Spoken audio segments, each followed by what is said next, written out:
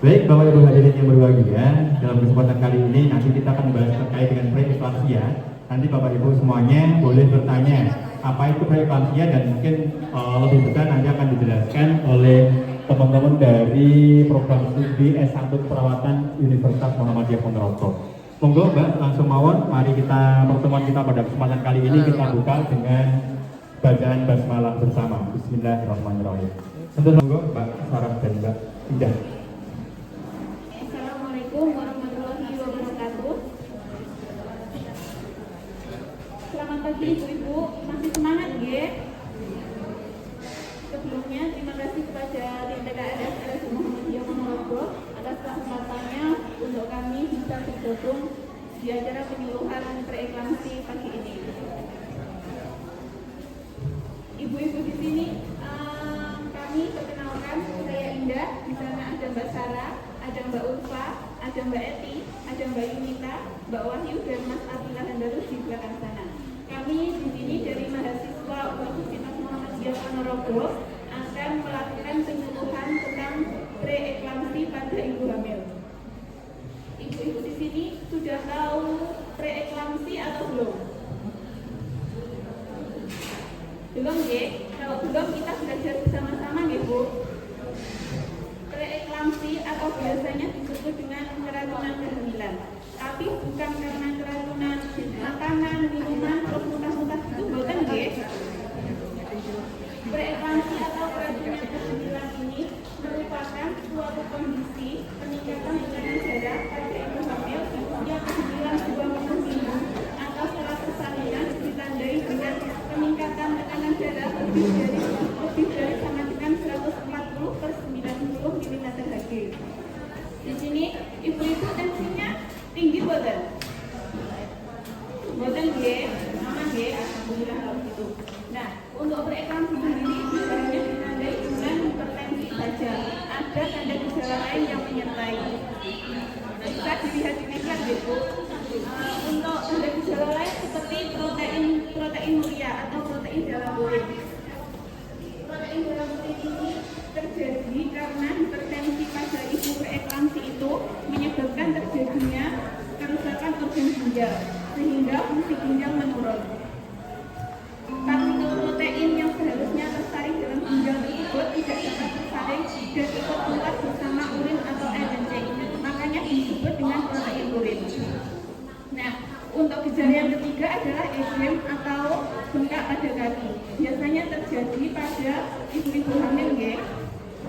Nah, yang keempat adalah pertambahan berat badan lebih dari normal.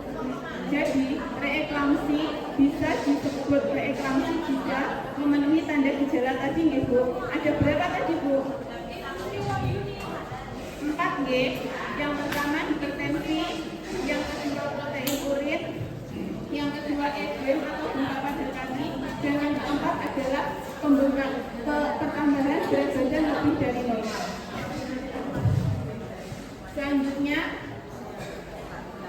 Selanjutnya, faktor apa saja yang bisa mempengaruhi terjadinya preeklamsi?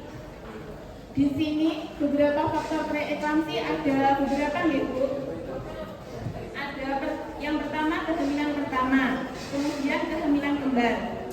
Untuk kehamilan kembar, biasanya kalau kita dengar ibu hamil kembar gitu, rasanya senang, lucu gitu nggak? Soalnya nanti dapat anak yang mirip-mirip mukanya gitu. Tapi resiko dari hamil kembar ini biasanya bisa terjadi preeklamsi. Faktor selanjutnya adalah cairan ketuban lebih dari normal, hamil anggur, dan usia ibu lebih dari 35 tahun. Pada usia ibu lebih dari 35 tahun, biasanya resiko peningkatan komplikasi lebih tinggi. Jadi resiko untuk preeklamsinya juga tinggi. Yang selanjutnya obesitas. Ibu yang berat badannya berlebih biasanya atau overweight itu punya resiko untuk terjadinya preeklamsi. Selanjutnya riwayat hipertensi. Pada ibu-ibu yang sebelum kehamilan saja sudah mempunyai riwayat hipertensi, pada proses kehamilannya biasanya akan mengalami preeklamsi juga. Dan yang terakhir ada memiliki riwayat keluarga yang pernah preeklamsi atau kehamilan sebelumnya juga preeklamsi. saudaranya, kakaknya, atau ibunya yang sebelum kehamilan itu mempunyai riwayat preeklamsi harus waspada ibu, atau ibu yang sebelum kehamilannya itu preeklamsi untuk kehamilan berikutnya juga mempunyai resiko untuk preeklamsi juga. Selanjutnya ada jenis preeklamsi. Preeklamsi ini ada dua jenis, yaitu ada preeklamsi ringan dan preeklamsi berat. Untuk preeklamsi ringan sendiri ditandai dengan tekanan darah antara 140/90 mm/Hg sampai dengan 160/110 mm/Hg. Dan tanda gejala yang kedua, berat badan bertambah 1 kilo dalam 1 kilo atau lebih dalam waktu seminggu. Yang ketiga, protein urin 0,3 gram. Nah, untuk preeklamsi berat ditandai dengan tensi darah lebih dari sama dengan 160/110 mm/Hg. Yang kedua, ditandai dengan anuri atau urinnya kurang. Urin kurang dari 400 cc per 24 jam. Kemudian protein urin ditandai dengan 3 gram per liter, atau biasanya jika ibu dengan tekanan darah tinggi, dokter akan menyarankan untuk tes urin. Protein urin bisa diketahui dari tes urin ini. Nah, pada preeklamsi berat ini ditandai dengan beberapa gejala, diantaranya sakit kepala, kemudian penglihatannya kabur, penglihatannya ganda, nyeri pada ulu hati, mual muntah, paru, pucat, dan juga gangguan kesadaran. Jika ibu mengalami tanda gejala seperti ini, maka ibu harus segera memeriksakan diri ke fasilitas kesehatan. Nah, untuk pemeriksaan lanjutannya akan dilanjutkan dengan Mbak Sarah.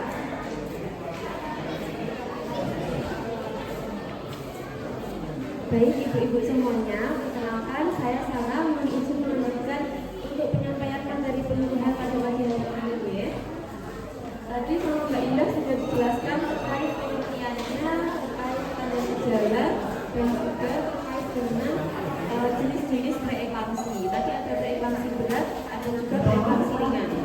Nah, selanjutnya di sini saya akan menyampaikan terkait pemeriksaan preeklamsinya. Pemeriksaan preeklamsi itu ada macam-macam ya ibu. Ini terutama untuk preeklamsi itu kan ditandai dengan peningkatan tekanan darah. Jadi utamanya untuk pemeriksaannya yaitu cek tensi secara rutin. Bagaimana caranya cek tensi secara rutin itu? Caranya dengan melakukan ANC. ANC itu wajib dilakukan ya ibu-ibu, apalagi di bulan pertama. Pertama di TR1 atau trimester 1 itu 1 kali, di trimester 2 itu sebanyak 2 kali, dan di trimester 3 itu sebanyak 4 kali. Jadi totalnya ada 6 kali itu minimal ya. Jadi kalau ibu-ibu semuanya bisa lebih misalkan tiap bulan itu akan lebih baik. Untuk pemeriksaan selanjutnya bisa menggunakan cek lab urin, bisa juga menggunakan lab darah itu meliputi trombositnya. Biasanya ibu-ibu yang mengalami preeklamsi itu trombositnya akan lebih cenderung rendah. Untuk normal trombosit itu sendiri 150.000 sampai 450.000. Untuk trombosit yang rendah biasanya untuk ibu preeklamsi itu di bawah 100.000 ya ibu-ibu. Jadi kita semuanya wajib waspada apabila trombositnya itu kok rendah atau tekanan darah kita tinggi, wajib langsung lapor ya. Kemudian selanjutnya ada penindakan. Kita ingin mencegah preeklamsi tersebut. Untuk pencegahan pertama yang pasti itu adanya ANC. Seperti yang dijelaskan tadi, ANC itu wajib dilakukan. Jadi ANC itu dilakukan minimal 6 kali selama masa kehamilan. Dari trimester 1 sampai dengan trimester 3. Di trimester 3 akan lebih sering lagi ya ibu-ibu. Kemudian yang kedua, pencegahannya harus melakukan istirahat yang cukup. Di siang hari minimal 2 jam dan di malam hari itu 8 jam kurang lebihnya. Selanjutnya bisa melakukan diet rendah garam dan juga diet protein. Untuk selanjutnya bisa menjaga kenaikan berat badan juga. Jadi untuk misalkan ibu-ibu di sini berat badannya naik dalam 1 minggu itu 2 kilo. Nah itu perlu waspada, wajib dilaporkan dengan segera nggih. Untuk selanjutnya yaitu penanganan pada ibu hamil dengan preeklamsi. Penanganannya bagaimana? Jika kita sudah mengetahui bahwa kita mendapatkan tekanan darah yang tinggi atau kita mempunyai urinnya positif. Nah, untuk penanganannya yang pertama itu wajib mengkonsumsi obat dari dokter. Obat penurun tekanan darah itu wajib dikonsumsi nggih. Wajib dikonsumsi rutin. Kemudian ANC untuk melakukan atau mengkontrol tekanan darah kita. ANC itu dilakukannya 6 kali nggih ibu-ibu. Kemudian istirahat yang cukup juga. Ini hampir mirip dengan pencegahannya untuk penanganannya. Kemudian yang terakhir ada komplikasi.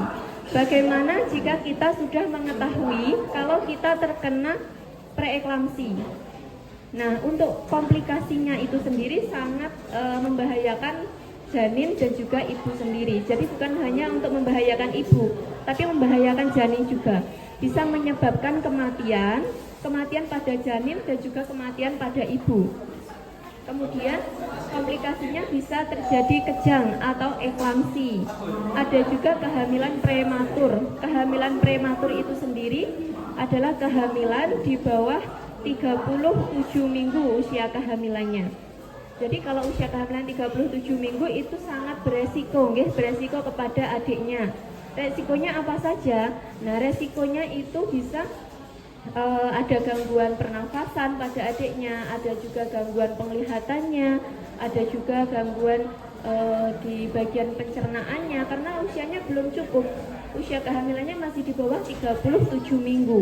Seperti itu. Ada juga shock bisa menyebabkan kematian pada ibu hamil. Seperti itu. Mungkin materi dari kami cukup sekian terkait dengan preeklamsi pada ibu hamil. Untuk selanjutnya saya serahkan lagi kepada Pak Wasis nggih. Mbak. Baik, Bapak Ibu semuanya, tadi sudah disampaikan terkait dengan preeklamsi. Kita sudah siapkan beberapa door prize. Monggo bagi ibu-ibu yang bertanya terkait dengan preeklamsi. Monggo. Ada yang ingin bertanya?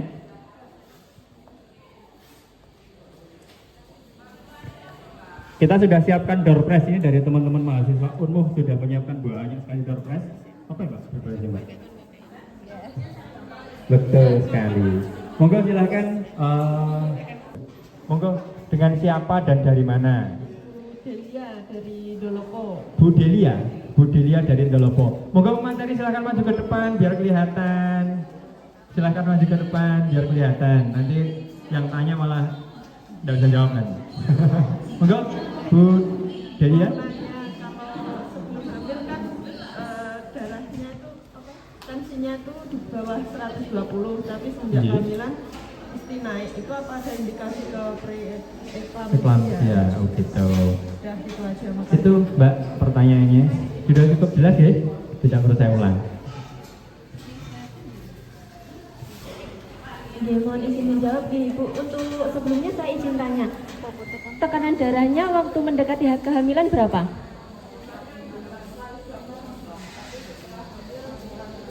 Oh, setelah hamil ya naiknya. Oh, itu bisa juga menjadi tanda-tanda preeklamsi. Jadi walaupun sudah setelah kehamilan, itu tetap bisa menjadi tanda preeklamsinya itu sendiri. Kalau di trimester ketiga berapa Ibu? Oh, kehamilan keberapa Ibu? Kehamilan pertama. Nah, ini tetap menjadi waspada juga nggih, seperti yang dijelaskan sama Mbak Indah tadi. Di kehamilan pertama itu mempunyai resiko, tetap mempunyai resiko terjadinya preeklamsi pada kehamilan pertama dan juga kehamilan kembar. Jadi tetap waspada saja. Kalau ada tanda gejala terkait tekanan darahnya meningkat atau terkait dengan hasil proteinnya, hasil labnya, kemudian trombositnya, seperti itu langsung dilaporkan saja. Ngoten nggih, apakah sudah bisa terjawab Ibu? Ampun. Oke, terima kasih Mbak. Mungkin ada yang ingin bertanya kembali, Bapak Ibu? Mungkin bapaknya kalau ibunya tidak berani tanya, yang menanyakan bapaknya, gitu ya. Enggak, Bapak Ibu silahkan ditanyakan. Hari ini materi kita terkait dengan preeklamsi. Oh boleh. Jadi tidak terbatas pada peserta. Panitia itu bukan panitia. Bapak Ibu juga boleh tanya. Atau dari seluruhnya boleh tanya yang sekarang hadir, monggo ditanyakan terkait dengan materi kita pada kesempatan kali ini. Boleh tanya materi yang lain? Atau harus preeklamsi ya? Oh sesuai tema. Baik. Pertanyaan dari sesuai tema. Oke, kalau saya terima dari feedbacknya ya. Jadi faktor resiko preeklamsi, preeklamsi itu adalah yang paling sering terjadi adalah pada kehamilan pertama. Itu kenapa? Gitu ya. Mungkin dari ibu-ibu yang di sini yang baru kehamilan pertama itu nanti juga akan, oh kenapa ya? Gitu ya. Pertanyaannya seperti itu. Kemudian kehamilan pertama ini sering terjadi di semester ketiga. Seperti itu ya kalau tidak salah ya. Nah, mohon dijelaskan secara medis itu bagaimana. Terus itu nanti kalau misalkan sudah ada tanda-tanda seperti itu, penanganan pertama saat di rumah itu nanti seperti apa? Gitu. Mungkin itu Mas Agus. Oke, siap. Sudah cukup jelas ya pertanyaannya? Ya.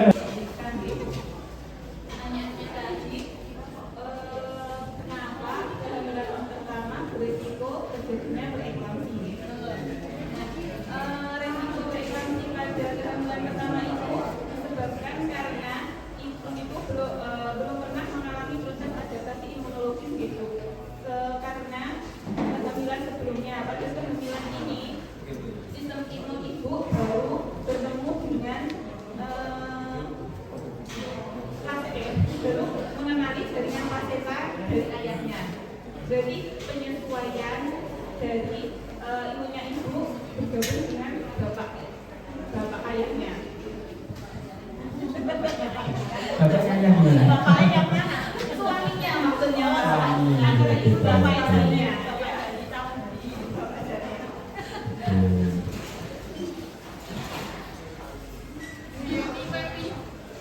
Nah, untuk penanganan di rumah untuk pasien preeklamsi itu dianjurkan rokok istirahat tidur, minum cukup air, hindari makanan penuh garam untuk sementara waktu. Nah, setelah itu kita harus memeriksakan diri ke fasilitas kesehatan. Apakah nanti dan preeklamsi atau tidak? Karena jika preeklamsi tidak hanya dengan darah yang tinggi, agar darah yang tinggi seperti melalui pembuluh darah yaitu protein yang ada di dalam protein yang ada di dalam kulit. Itu cukup jelas? Oke. Untuk ibu yang lain, monggo. Barangkali ada sesuatu yang ingin disampaikan, ingin ditanyakan, sehingga nanti sampai rumah cukup gamblang dan benar. Gitu ya? Monggo yang ditanyakan Bapak Ibu terkait dengan materi dalam kesempatan pada kesempatan kali ini, yaitu terkait dengan